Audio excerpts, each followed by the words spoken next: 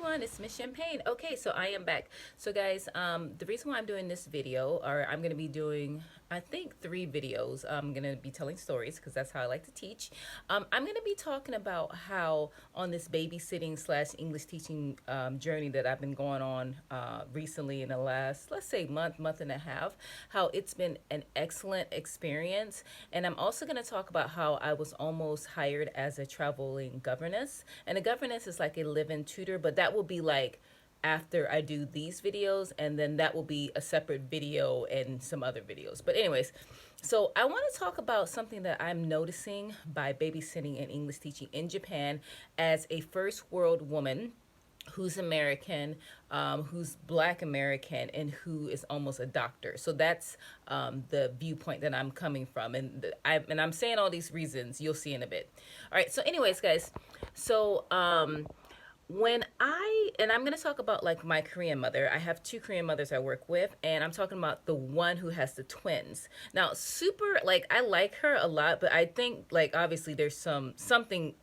I think she's just really stressed out right now. I'm not trying to make excuses for her, but I just don't quite get her. I just think she's stressed, and I'm trying to be as professional as I can because I don't want to, like I'm dogging my clients or anything. But there are some concerns there I have.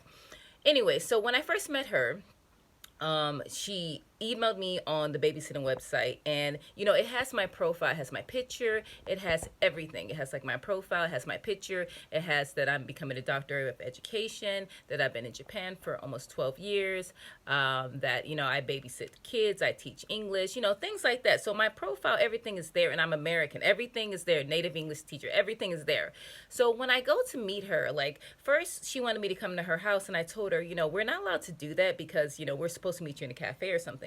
So anyways, she was late to come to the cafe, and then she's like, oh, and then when I finally met her, she was like, oh, well, can we go to the lobby of my apartment? And I said, of course. I said, I think that's actually a good idea. So I've done that now. I've incorporated that into my babysitting when I do my interviews. But anyway, so we went down to the lobby, and she okay, so this is why I'm flabbergasted. We went to the lobby, and I told her, like, okay, yeah, here's my resume. As you know, I'm doing my, I've been here for 12 years in Japan. I'm an English teacher, and I'm a classroom teacher, and I'm doing my PhD in education. So I really enjoy teaching. And she was like, oh, well, I usually hire poor people. And I was like, I literally paused, and I was like, what do you mean, like, you hire poor people?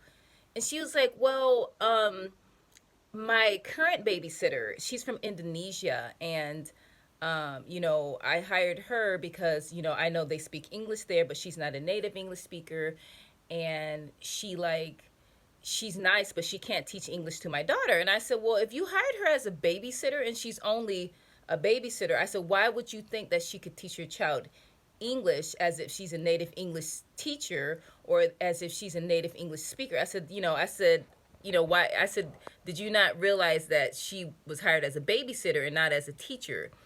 And she said, well, I just thought I could do both. And I was like, okay. I said, so then what, she said, because you're American and you have a lot of education, you're very high class. And the thing she was saying, like, I've never, and it's like, I'm not taking offense to it, but it's like I've never had anybody, and maybe I'm wrong, but I can't remember anybody saying something like that to me. And I don't know if she's saying it as a diss or she's saying it like, oh, you're too high class for me to hire because, I can't talk down to you like I can talk down to the Indonesian chick.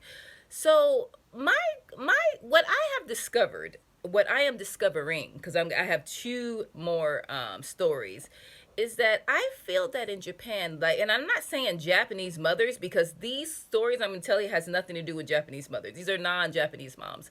But I feel like women in Japan who hire babysitters feel that the babysitter is really like a maid.